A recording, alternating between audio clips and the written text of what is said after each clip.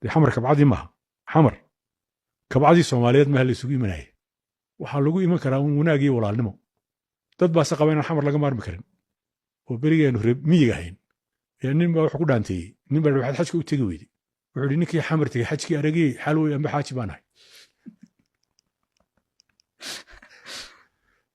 marka waxaad moodaa qolyahan reer koonfureed ee weliba reer banaadir inay u haystaan kabcadaba xamar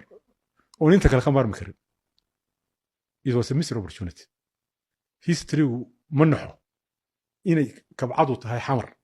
oon xamar ciidina ka maarmi karin waa nin walba kabca yar buu samaysanaya puntland kabcay samaysan kartaa jubbaland way samaysan kartaa isnot yani xamar lagama maarmi karo maaha inaan xamar laga maarmi karin ninku waxa uu daliilaba walfiqiyun dhegeyso walfiqiyun wasiirka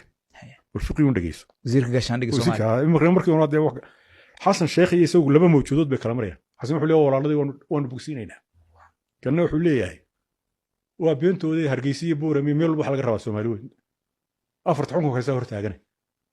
waan 400,000 qof oo codeeyay muqori baa lagu hayay haddii xamar doonayaan fiqiyo xageed ka keentay waa la hor fadhiyaa waxa kaloo jirtay markii 1960 la isku darsamay isku darku qaabka u dhacay dee wuxuu ahaa qaabaan qurux badnayn in koonfur la isku darsadana cidda aadka u rabtay waxa ahayd Somaliland annagu waxaanu ku hasawnaa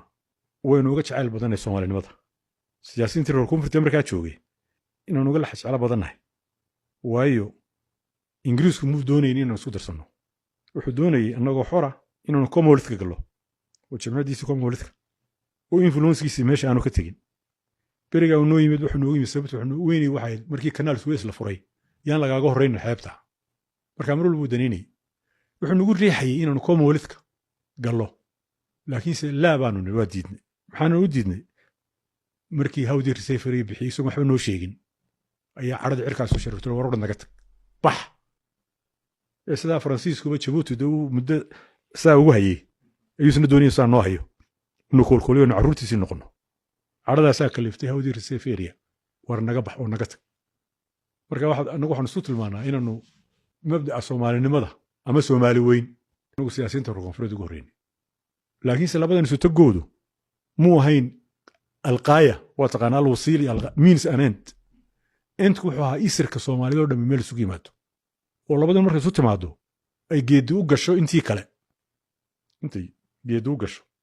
sacrificeka waxaanu u samaynay in saddexdii kale laga daba tago odayaashana waxay u qaateen inaan muuska iyo cambaha soo doonannay